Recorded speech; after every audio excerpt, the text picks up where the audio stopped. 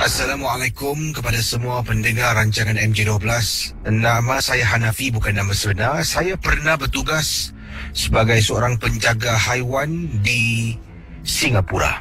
Ini berlaku di salah satu taman haiwan di Singapura lah, kata Hanafi, dan beliau rahsiakan sahaja. Kisah yang saya nak ceritakan ini tentang satu kawasan di taman haiwan ini yang dibuka pada waktu malam, kata Hanafi. Amboi Hanafi, nak rahsia-rahsia, tapi nampaknya macam tahu tempat mana. Katanya begini, di satu kawasan ni dekat taman haiwan yang saya bertugas, pada waktu malam, di sana sering akan ada penampakan. Penampakan seperti kain putih yang tersangkut pada pohon. Dan perkara ini adalah perkara yang biasa. Bukan sahaja mereka yang bekerja di sana tahu tentang hal ini, ada juga pengunjung-pengunjung taman haiwan ini pernah nampak kain putih yang disebutkan. Ada hanya tengok dan buat bodoh. Ada pula tengok dan menegur.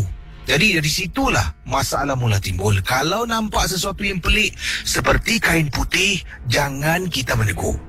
Saya ingat satu peristiwa di mana salah seorang pengunjung dalam keadaan tiba-tiba rebah di kawasan kandang yang mana saya pernah bertugas di sana.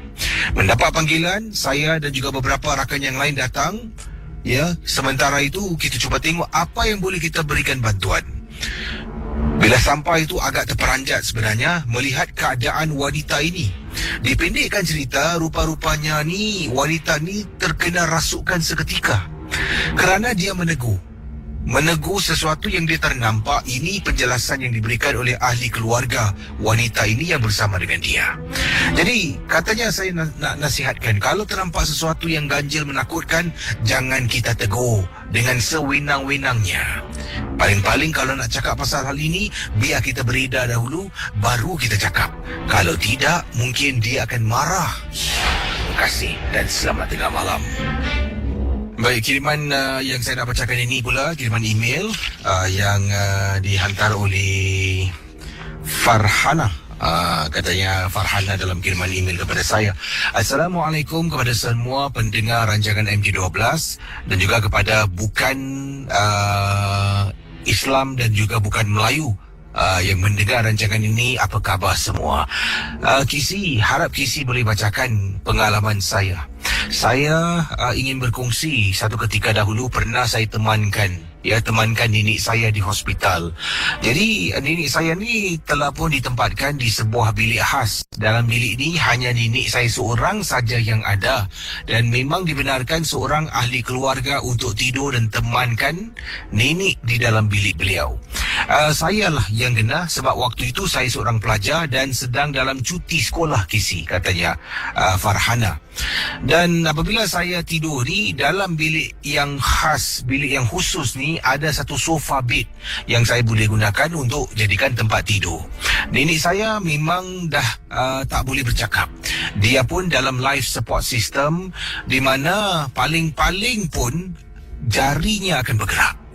Jadi apa yang berlaku ketika saya sedang tidur dalam bilik hospital ward nenek saya ni, saya dengar tahu nenek saya memanggil saya, Farhana. Pendengar Misteri Jam 12, bila dengar beberapa kali nenek panggil, saya buka mata. Bila saya toleh, terperanjat saya sebab nenek saya memang dalam keadaan terbaring dan tak boleh bersuara pun. Jadi saya bangun, duduk dekat sofa, istighfar beberapa kali. Pendengar Ria 897, kemudian saya bangun, saya pergi tandas. Dalam ward tu memang ada satu tandas. Masuk dalam tandas, saya cuci muka saya untuk hilangkan rasa takut. Mungkin nenek saya pun perlukan saya bangkit, bangun dan bercakap-cakap dengan dia walaupun dia tak boleh respon.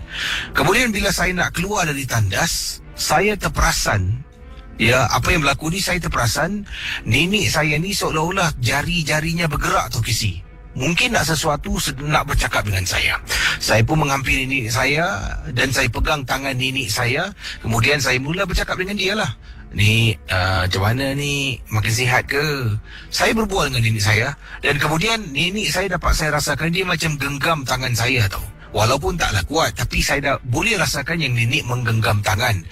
Pendengar Misteri Jam 12, tiba-tiba saya terperasan sesuatu dekat tingkap hospital yang mana saya dengan nenek saya sahaja yang ada.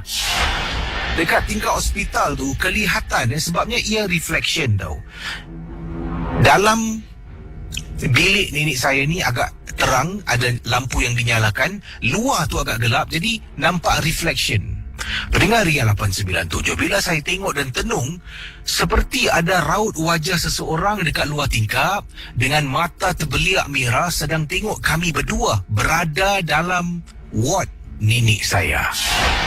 Bila saya tengok, mula-mula tak perasan. Tapi bila saya tenung, macam muka orang Saya tengok dan tenung, makin lama makin dapat lihat susuk tubuh ataupun susuk bentuk wajah yang ada pada jendela ward nenek saya. Kemudian saya pun bacalah surah. Mungkin itulah reaksi nenek saya nak saya bacakan surah. Saya pegang tangan nenek saya dan saya mula baca Bismillahirrahmanirrahim. Qul ya ayyuhal kafirun. Saya mula baca surah. Apa jua surah yang saya hafal, saya baca sampai habis, saya temankan nenek. Daripada tangan nenek saya yang genggam tangan saya kuat ni, selepas saya baca beberapa surah, tangannya dilembutkan dan barulah lepas genggaman tangan nenek saya pada saya. Mungkin benda tu pun dah tak ada, nenek saya pun dah tak nampak. Tapi kisi saya boleh lihat. Apa yang saya nampak, saya rasa mungkin hanya sedikit, 10% daripada apa yang nenek saya nampak dengan jelas. Sebab itulah, bila saya keluar dari tandas, tangannya seolah-olah bergoyang-goyang memanggil saya. Mungkin menyuruh saya membaca surah untuk dia. Terima kasih dan selamat tengah malam, kisi. Pendengar Ria 897, berikut ini adalah kiriman SMS yang juga saya terima ni daripada kiriman mana ni ini dia. Abang Man katanya, apa khabar Kisi? Khabar baik. Saya seorang pemandu teksi dan saya bertugas permanent malam. Kerana saya pilih malam ni sebabnya saya waktu pagi harus uruskan keluarga, anak-anak dan juga isteri saya yang sakit. Jadi bila malam hari itu isteri dah nyenyak tidur, anak-anak semua nyenyak tidur, saya akan keluar memandu teksi di waktu malam. Pengalaman saya ketika mencari rezeki pada waktu malam apabila saya lalu dekat sebuah kawasan diberi nama Kampung Cantik. Saya sebenarnya dapat panggilan daripada call center mengatakan di Jalan Kampung Cantik ni ada orang nak gunakan teksi. Jadi saya pun terimalah. Saya accept lah job tersebut. Sebab kalau panggil telefon ni, dapat ekstra duit Kisi. Dengan segera saya memandu dan kebetulan saya berada di Adam Road. Nak keluar daripada tempat makan tu, nak mencari rezeki. Dapat call tersebut, saya pun beat lah dan dapat pelanggan lah yang buat tempahan teksi. Jadi sampai dekat dalam Kampung Cantik ni, dalam perjalanan nak masuk dalam, ada beberapa rumah banglo yang dah usang, tidak ada orang tinggal. Rumah tu bukan dibuat. Kalau rumah dibuat, pasti nampak pasir. Nampak rumah-rumah tu adalah kayu-kayu lah yang digunakan oleh pihak kontraktor. Tapi kata Encik Man, rumahnya seperti rumah dah wujud tetapi tidak berpenghuni di Kampung Cantik. Jadi, saya pusing dekat kawasan tu. Ternampak ada seorang perempuan. Jadi saya pun turunkan tingkap.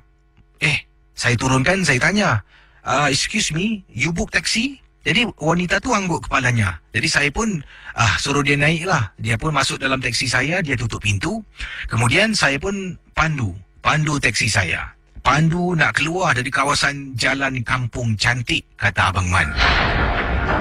Bayangkan para pendengar, dalam keadaan saya memandu, saya nampak wanita tu sedang duduk di belakang taksi, sedang menggendong bayinya. Jadi saya tengok cermin, ni orang Melayu ni. Saya pun cakap Melayu lah. Ni anak awak ke? Yang pertama, dia angguk kepalanya. Oh, awak nak ke mana?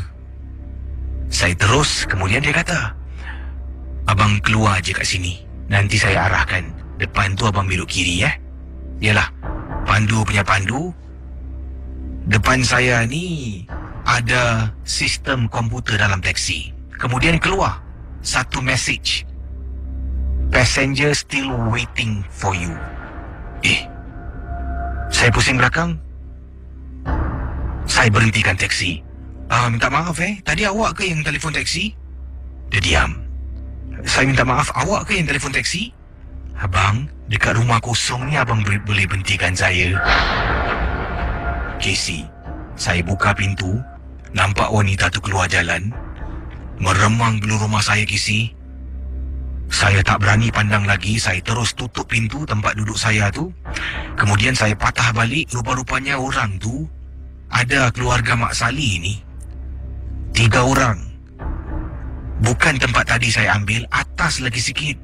Kemudian dia tanya saya, kau pergi mana? Lama kami tunggu.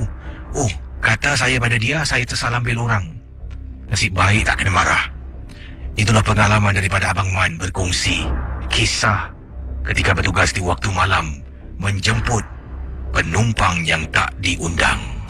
Itu dia di Jalan Kampung Cantik. Dekat mana tu Saya pun pernah dengar juga beberapa kali tentang Jalan Kampung Cantik ni, yang dikatakan berkaitan tentang rumah-rumah kosong. Kalau tak silap saya, di sana tu ada satu kondominium. Saya pernah lalu dekat dalam kawasan tersebut. Ada satu kondominium yang dikatakan tidak lagi dihuni, mungkin ada kerja-kerja peningkatan dan sebagainya. Dan kalau masuk dalam lagi, ada satu jalan raya yang panjang sepanjang-panjangnya. Sebelah kiri tak tahu apa, tapi sebelah kanan tu macam tempat PUB ke macam tu lah. Dan memang seram bila dah masuk dalam tu bila nak pusing nak buat 3-pointer tu lah yang masalah. Paling dalam sekali lah dekat kawasan Jalan Kampung Cantik. Dan saya juga pernah lihat ada rumah yang dimaksudkan, mungkin rumah yang sama lah, tapi tak tahulah sejauh mana kebenarannya. Dan ingat, rancangan ini sememangnya hanya satu hiburan saja. Dan saudara, teman-teman Misteri Jam 12, kalau ada kisah anda ingin saya jemput, untuk hubungi saya sekarang dan kita akan teruskan kisah dalam MJ12. Seterusnya akan saya bacakan pengirim kita. Datangnya seorang pendengar. Wah, jauh orang Nogori dari Negeri Sembilan yang juga suka mendengar rancangan Misteri Jam 12. Tapi katanya bukan setiap malam, hanya pada malam-malam tertentu bila suami saya tidak bertugas. Kalau hari-hari biasa, saya hanya mendengar melalui saluran YouTube sebab saya ni jenis yang penakut. Yang ini kisahnya daripada Kak Fatimah berkongsi. Kak Fatimah dari Negeri Sembilan kedengarkan email pada saya. Kak Fatimah kata beliau tinggal di salah sebuah kawasan di Negeri Sembilan yang saya tak nak sebutkan nama kampungnya di sini. Dan beliau kenal seorang makcik. Makcik ini dalam keadaan nyanyuk. Setiap kali makcik ini kelihatan ada di beberapa tempat, kadang-kadang dia macam tak tahu bagaimana nak pulang ke rumah. Pernah dia tanya bila saya berjalan di hadapannya. Waktu tu kadang-kadang waktu petang, kadang-kadang waktu maghrib saya akan terserempak. Sebab dari rumah saya ni, kalau nak pergi ke tempat letak kereta, kata teman kita ni, harus turun ada satu tangga yang agak panjang dan tinggi tangganya. Makcik tersebut kadang-kadang akan duduk di tempat yang sama. Kemudian bila saya tanya, dia kata dia tak tahu macam mana nak balik dan saya akan hantar dia pulang. Begitu juga dengan beberapa jiran saya yang kenal dengan makcik ini dan anak-anaknya. Memang susah Kisi nak jaga orang tua nyanyuk macam ni. Kadang-kala saya pun tanya kenapa tak kunci saja pintu. Kadang-kala kalau kunci pintu, dia akan panjat. Rumahnya di tingkat 4. Jadi akan panjat tingkap, takut dia terjun jatuh dah satu hal. Jadi sebab itulah dia biarkan ibunya keluar berjalan dan akan balik sendiri. Tapi lazimnya ibunya akan tanya macam mana nak balik rumah. Jadi pada malam yang disebutkan, kata Kak Fatimah, inilah pengalaman yang seram berlaku kepada beliau. Waktu itu malam Kisi, 11 lebih malam, saya sebenarnya nak keluar beli makan. Saya dengan suami. Saya berjalan, kemudian turun tangga, nampak saya dengan suami nampak makcik ni sedang duduk. Jadi saya tanya, "Cik, kenapa duduk sini? Dah pukul 11 tak balik, Cik?" Dia tengok saya, kata Kak Fatimah. Kemudian, "Makcik tak tahu balik lah, rumah makcik kat mana Jadi kata Kak Fatimah, saya pun kata pada suami, Abang pergi naik kereta dulu bang, saya hantar makcik ni balik." Saya pun ajak makcik ni, "Makcik sini." Saya pimpin tangannya, bila pegang tangan makcik ni terasa sejuk sangat. Jadi para pendengar Ria 897, kata Kak Fatimah, saya pun jalan menuju ke arah rumah makcik yang dimaksudkan. Rumah makcik ni di tingkat atas, kena naiklah beberapa tangga. Sampai atas, saya pun ketuk pintu rumah. tuan rumah beberapa kali. Assalamualaikum. Assalamualaikum. Pintu rumah makcik tersebut dibuka oleh anak lelakinya. Kemudian dia tanya, Kak Timah, ada apa Kak Timah datang malam-malam macam ni?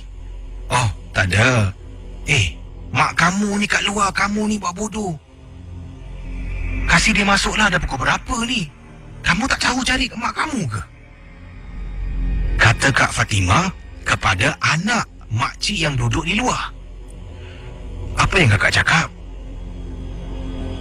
Kak, mak saya sekarang ke hospital sakit tenat, Kak. Bila kakak toleh dan tengok, Casey, makcik yang kakak pimpin tangannya tiada di sebelah kakak. Kakak tengok anaknya. Minta maaf Kak Timah, minta maaf. Tak apalah, kakak pergi dulu Kakak lari sepantas kilat pergi ke tempat letak kereta bertemu dengan suami.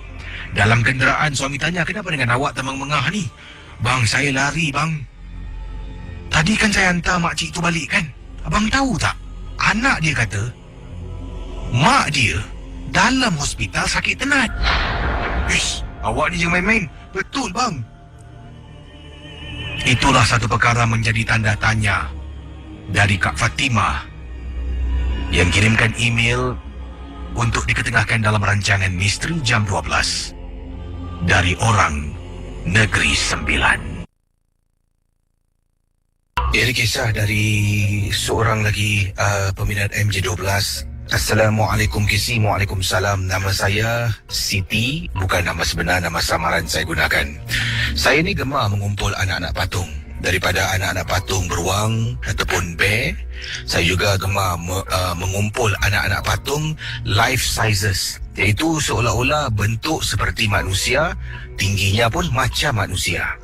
Ibu saya beberapa kali pernah marah saya, kalau setakat simpan anak patung teddy bear ni tak kisah, tapi kalau dah saya beli anak-anak patung yang menyerupai manusia, itulah yang menakutkan. Dan ibu saya pernah katanya suruh buang sahaja anak-anak patung yang kelihatan seperti manusia ini. Bukan saya tak nak buang, saya dah invest a lot of money Kisi yang membeli anak patung ni. Di Singapura memang tak jual, saya harus pesan melalui online, tunggu untuk beberapa minggu untuk shipment datang dihantar ke Singapura. Dan anak-anak patung ni saya akan gunakan pakaian-pakaian saya Kisi. Sebabnya yang saya pesan ni, anak-anak patung ini katanya mempunyai ciri-ciri bentuk badan macam saya. Sebab itulah boleh pakai pakaian yang saya ada. Jadi begini, pada suatu hari ini, saya ni ada cuma waktu tu ada 2 saja anak patung yang mempunyai saiz tubuh macam saya. Saya ni pun tak besar sangat. Saya ni seorang yang bertubuh kecil. Anak patung 2 ni yang saya miliki, saya letakkan dalam bilik, sandar dekat bean bag. Satu mungkin kerusi yang digunakan lah, sejenis kerusi yang dipanggil bean bag. Jadi anak patung ni dua-dua duduk dekat bean bag, sandar pada tembok. Dan kalau pada malam hari bila saya nak tidur, saya akan sering kali ambil, dia panggil face cover, saya akan letakkan di atas kepala anak-anak patung ni untuk tutup wajah mereka. Sebab memang kalau malam-malam hari kadang-kadang saya bangun, saya akan terbangun dan terbuka mata, saya terpandang anak-anak patung ni amat menakutkan. Jadi memang kalau saya beli anak patung ni, dia akan datanglah dengan face cover ni. Sebelum tidur malam, kita akan sarungkan kepada kepala anak-anak patung supaya kita tidak terperanjat apabila kita terbangun pada waktu malam. Jadi kata Siti lagi, ibu saya pernah beritahu saya yang dia pernah ternampak anak patung saya ni bergerak. Saya ni pun cakap pada ibu ni kalau dah benci, kalau dah tak suka barang-barang saya ada, macam-macam ibu kasih alasan. Ibu saya mati-mati kata, ibu sumpah pernah nampak. Waktu tu waktu maghrib, saya tidak ada di rumah, bapa saya bekerja, adik saya keluar. Ibu seorang diri dalam rumah. Jadi waktu maghrib, lazimnya ibu saya akan tutup pintu.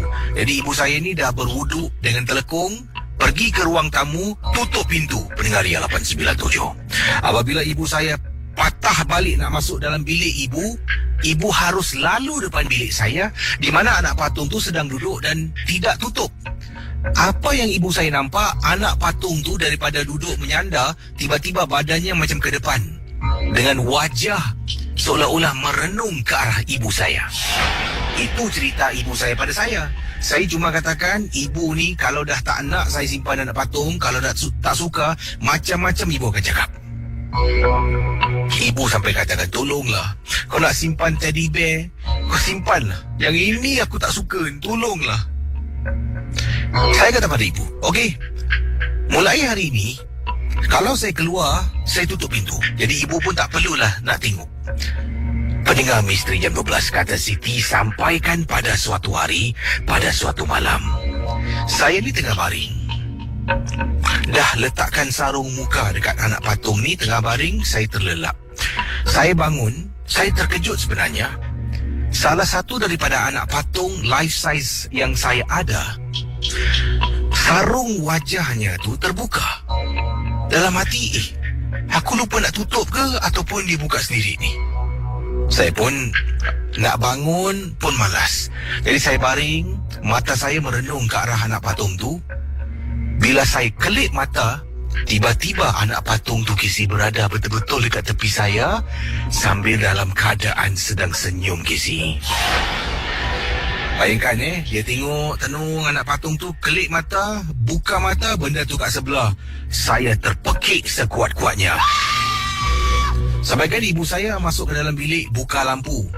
Bila saya tengok balik, anak patung tu masih lagi dalam keadaan duduk dan wajah anak patung tu masih ditutup dengan beg. Tapi saya yakin, tadi anak patung tu seolah-olah berada di tepi saya dan menakut-nakutkan saya, Kisi. Bayangkan pendengar Misteri Jam 12. Akhirnya setelah saya duduk fikir, saya berbincang dengan ibu, dengan ayah saya buat keputusan untuk buang saja anak patung tu. Tak apalah, rugi pun rugi, Kisi. Sebabnya saya rasa mungkin anak patung tu seolah-olah sudah pun bernyawa. Terima kasih dan selamat tengah malam, Kisi.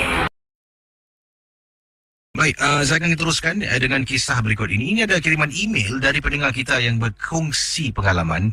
Dan ini datangnya daripada mana ni Ini pendengar dari seberang tambak lah, dari negeri Johor ni.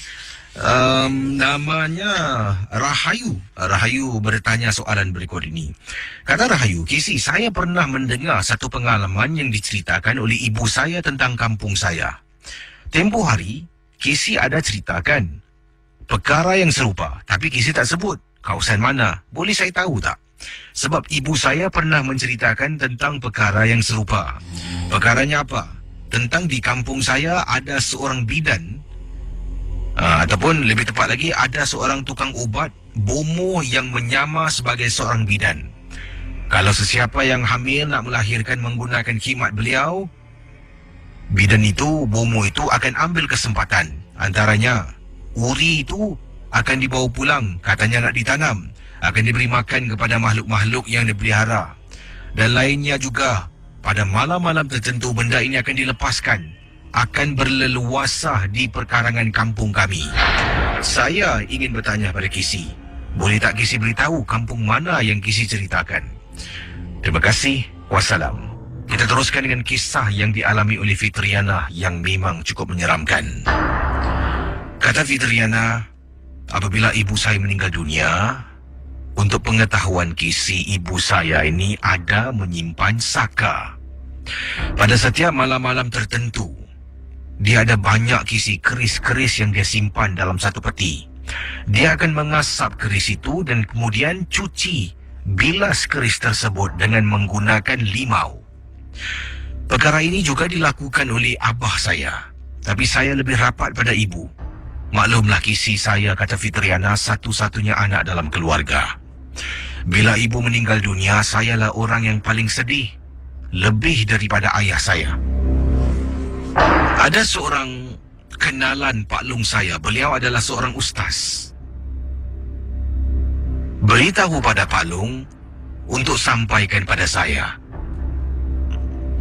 Untuk beberapa hari, mungkin beberapa minggu ini, saya dinasihatkan supaya jangan tidur duduk dalam rumah. Kalau boleh saya duduklah rumah makcik, pakcik, saudara mara yang lain, kata Fitriana. Saya tanya kenapa. Pak Long saya hanya mengatakan, jangan. Kalau boleh janganlah. Jadi saya berdegil. Saya kata tak ada apa-apa lah, tak ada apa-apa. Dan saya tak boleh tinggalkan rumah sebab banyak kenangan saya bersama dengan ibu dalam rumah saya. Casey, malam yang kedua setelah ibu meninggal dunia, saya sedang tidur dalam bilik ibu. Ayah malam tu bertugas. Dalam rumah tu saya seorang saja. Ibu saya ada sejarah simpan saka, ada sejarah simpan keris-keris pusaka yang tadi saya dah katakan pada Casey. Sedang saya tidur, saya dengar bunyi orang ketuk tingkap.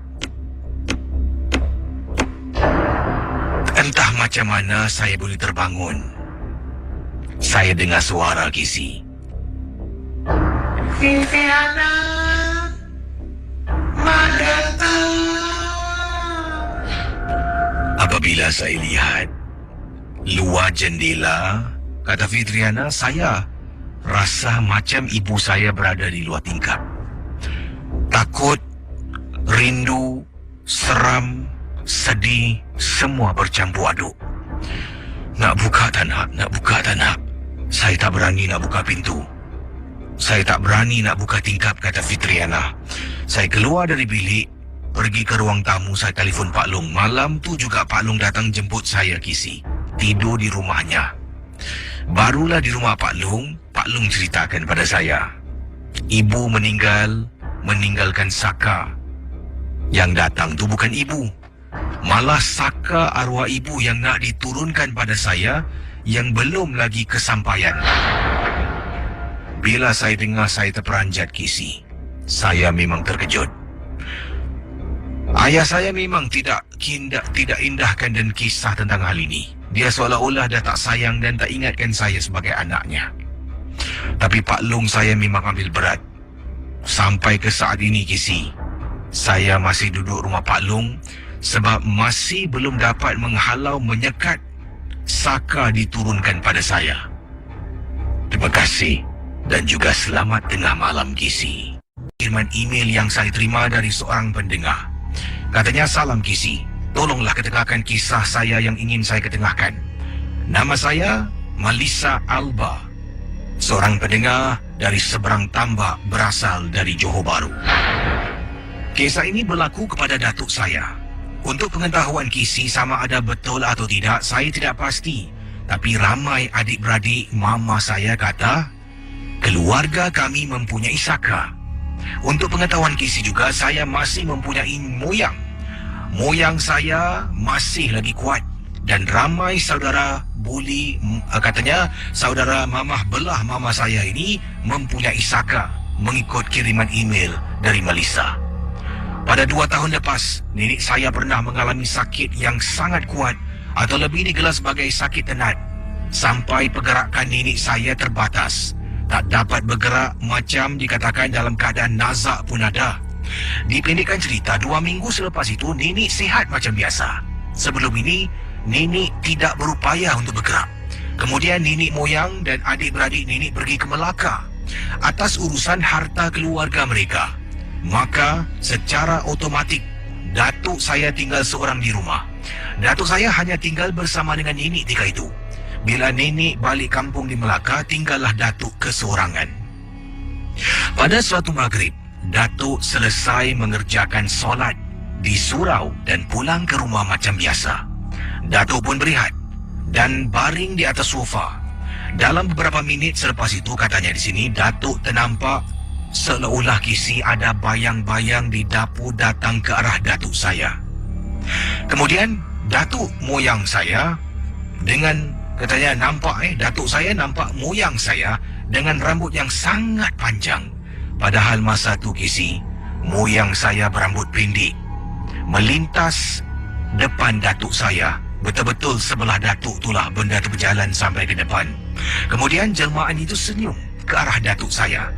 Datuk yang sudah faham akan jelmaan Yang kami panggil Saka itu cuma teruskan pura-pura tidur. Maka jelmaan itu pun hilang di balik pintu. Sedangkan waktu yang diceritakan pengalaman ini berlaku, moyang keluarga berada di Melaka. Begitu jauh, tapi Datuk boleh terlihat moyang dalam rumah. Keesokannya saya dan Mama datang ke rumah Datuk dan beliau menceritakan pada kami. Kami hanya diam membisu. Rumah itu seakan ada penghuninya.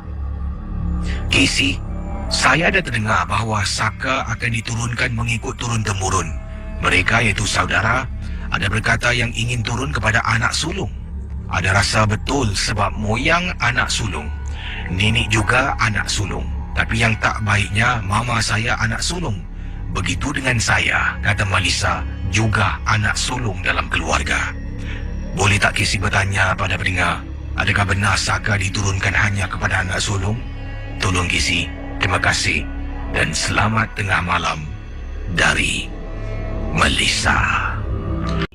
Pengalaman yang diceritakan datang daripada Ita berkongsi peristiwa. Katanya kisah ini berlaku ketika dia sedang berbasikal dengan berbasikal dengan adiknya pada waktu malam.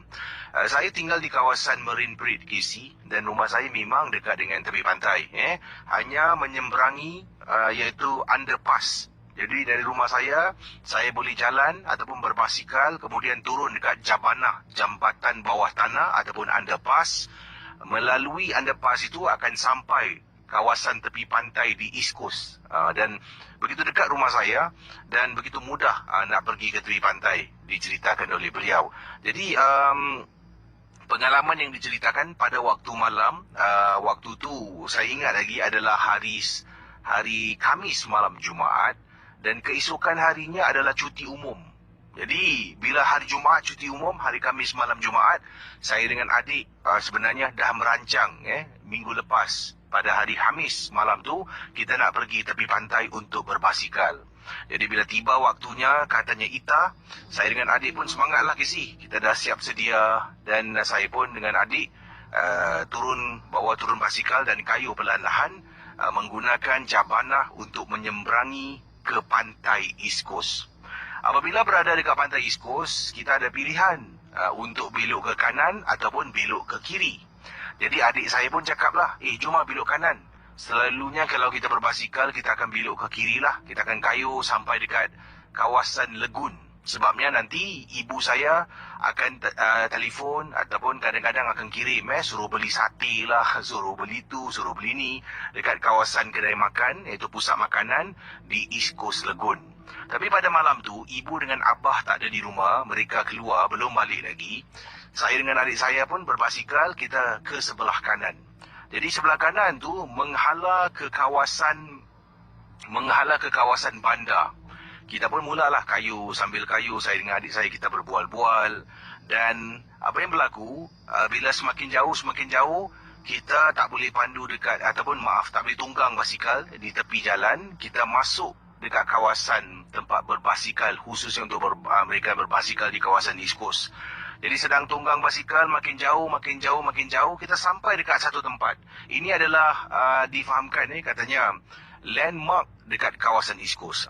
Landmark kalau dalam bahasa Melayu adalah mercu tanda. Jadi bila kita sampai di mercu tanda di East Coast ni, tempat ni memang cakap je nama tempat ni, semua orang akan tahu apakah tempat dimaksudkan. Mercu tanda yang disebutkan sini adalah East Coast Lighthouse. East Coast Lighthouse. Jadi bila sampai dekat situ, saya dengan adik saya, kami pun letak basikal di bawah. Kami nak naik atas lighthouse untuk ambil wifi, ambil gambar berdua lah. Jadi cakap dengan adik, jom turun kejap naik atas. Kita memang tak fikir apa-apa, Casey. Memang tak fikir bukan tentang hantu ke seram, tidak.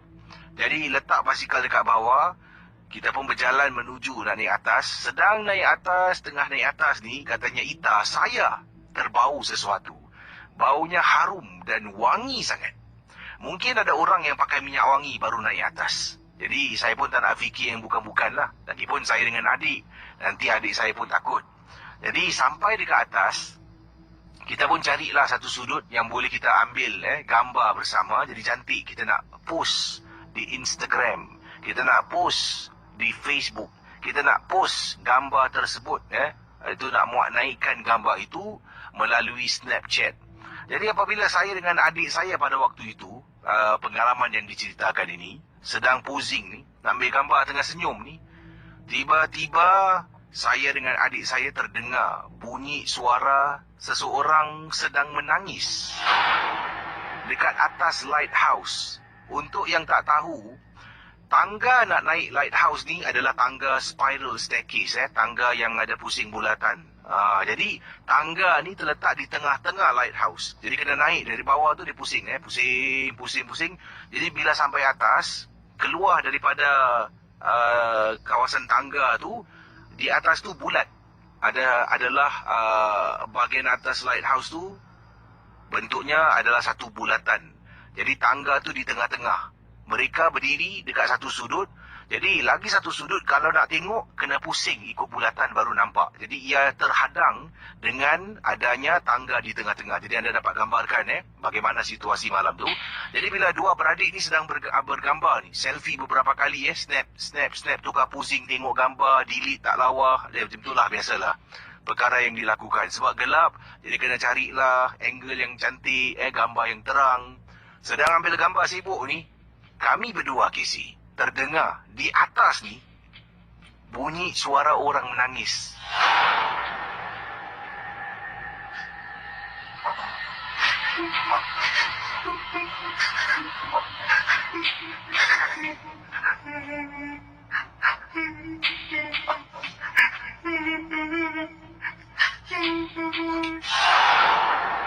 Dik,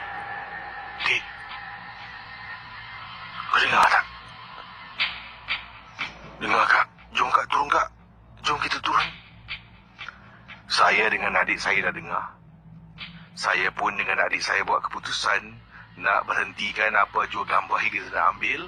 Kita pun nak turun ke bawah. Jadi sedang jalan nak turun, makin jelas tahu suara tangisan.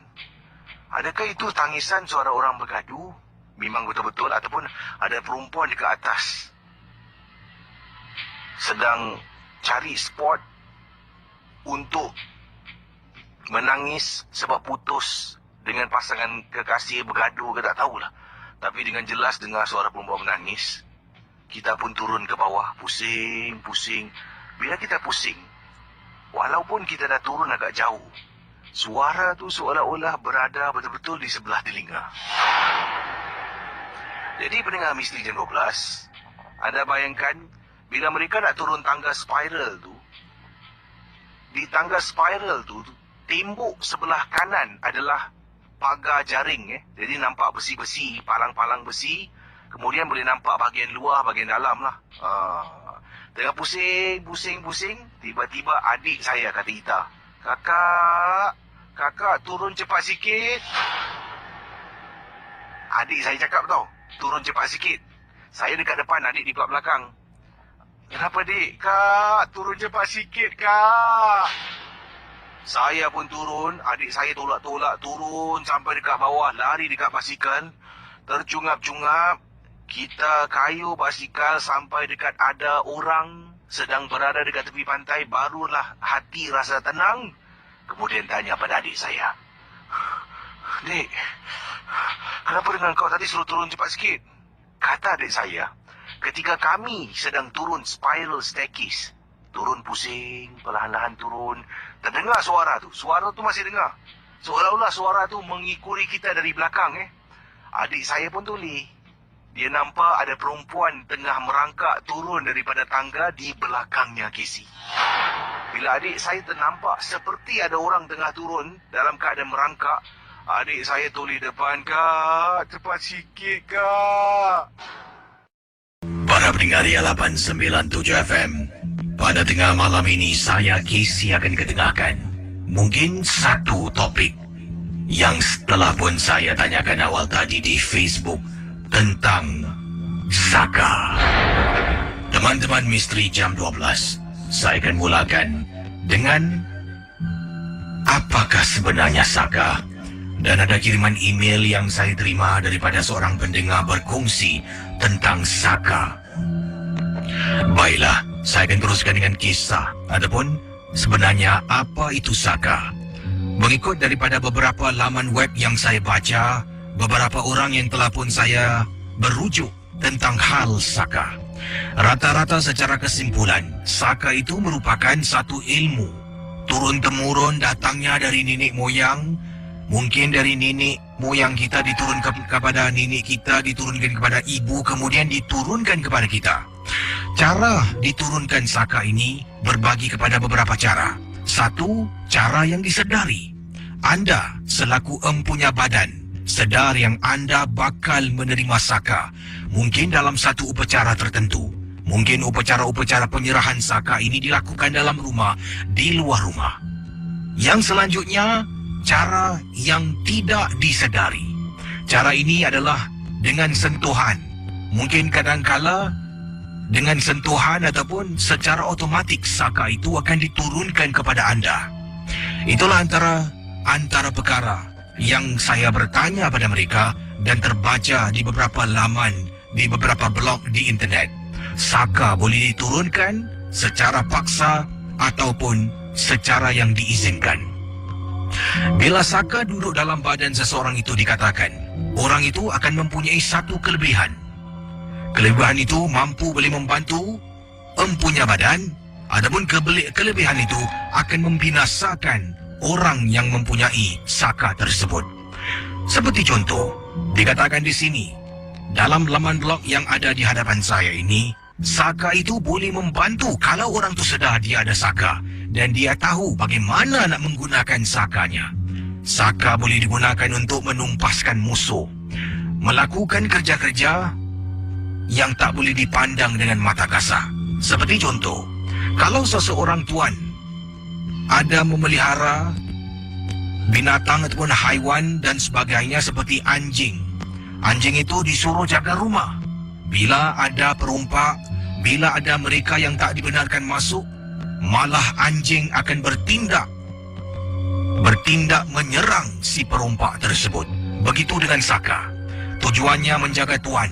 Tujuannya juga adalah untuk membinasakan musuh-musuh yang ditunjuk oleh tuannya.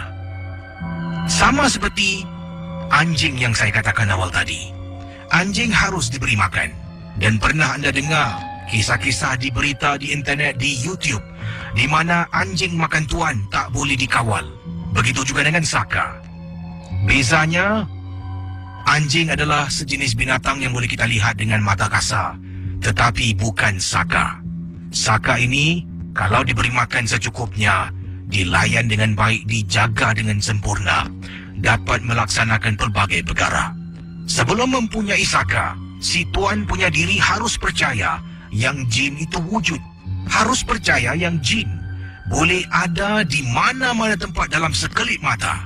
Dan jin boleh ada di banyak tempat dalam masa yang sama. Ada juga upacara-upacara yang dikatakan membaca mantra memuji si Saka tersebut.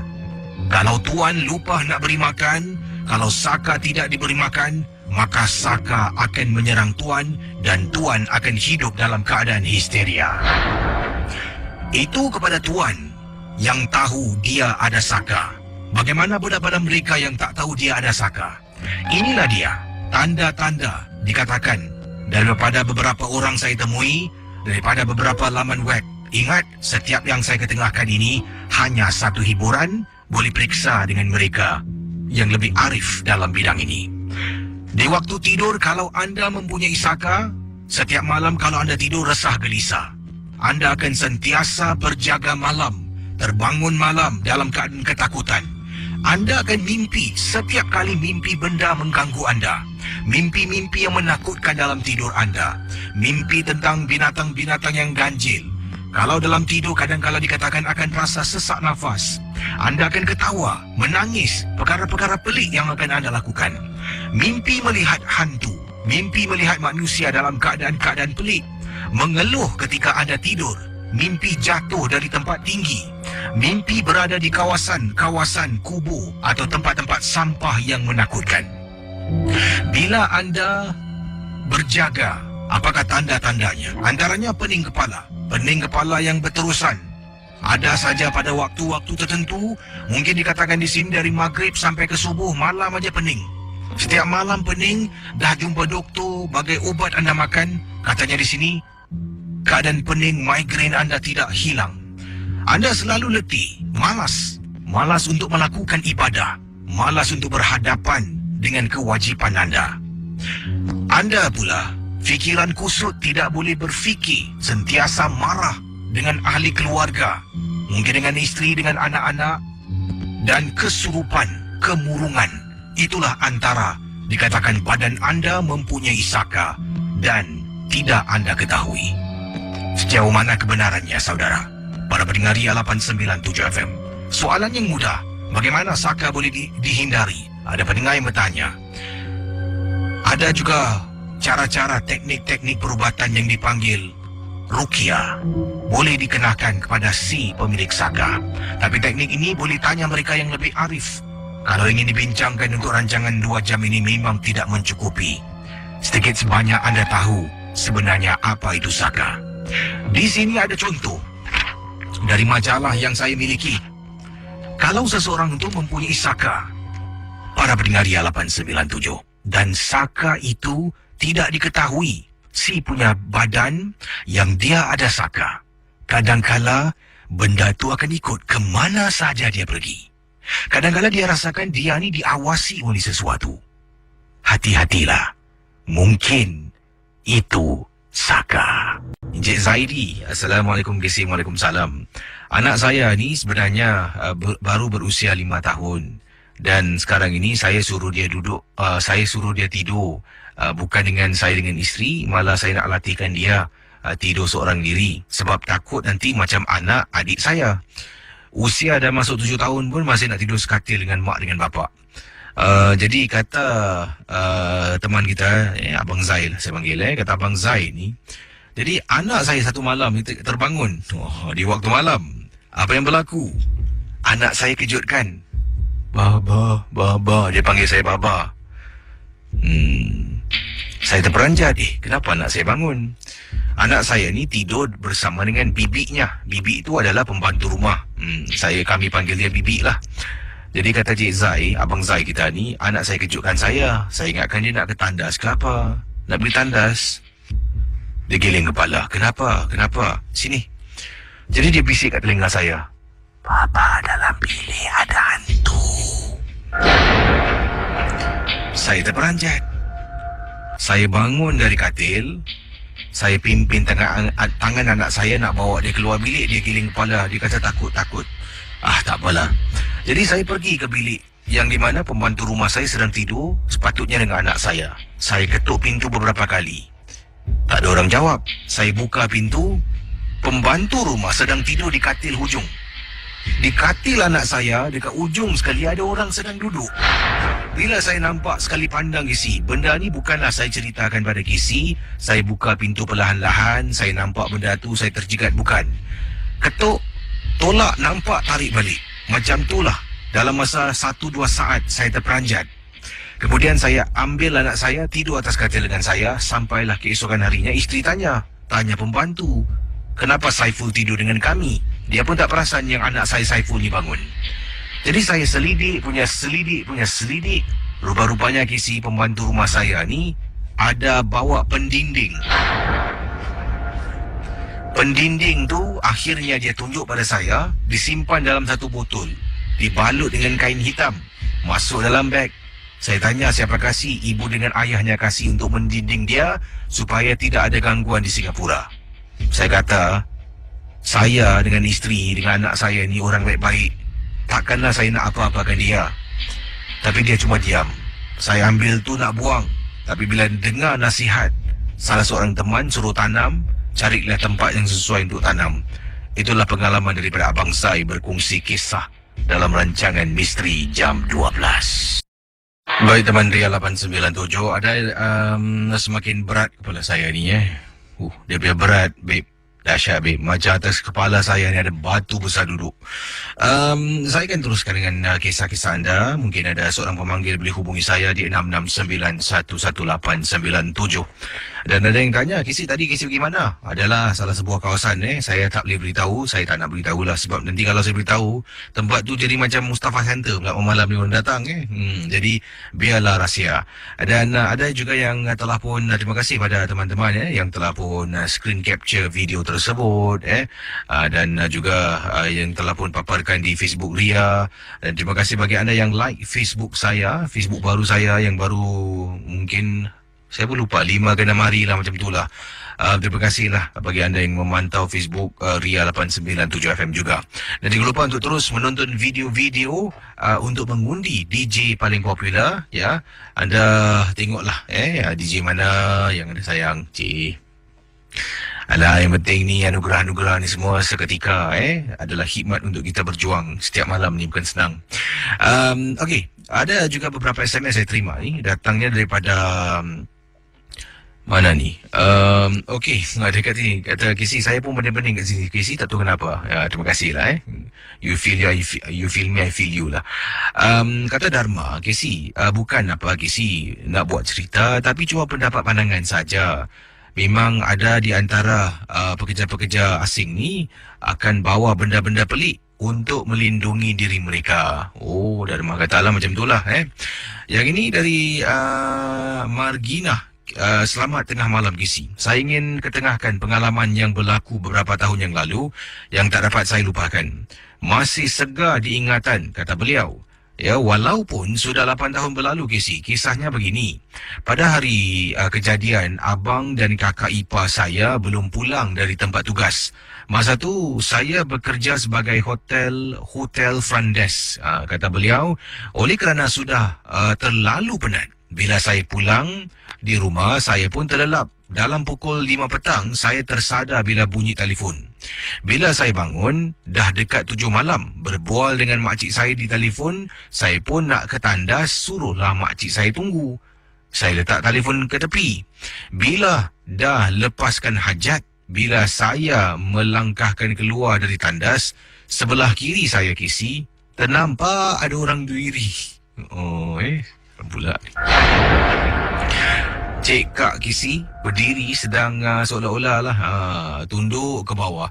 Dan rambutnya ni katanya di sini menutupi wajahnya. Saya terus terpekik dan menggigillah saya bila saya tulis sekali lagi benda tu hilang begitu saja. Terima kasih dan juga selamat malam. Baik, 669-11897. Ya, silakan hubungi saya sekarang dalam Misteri Jam 12.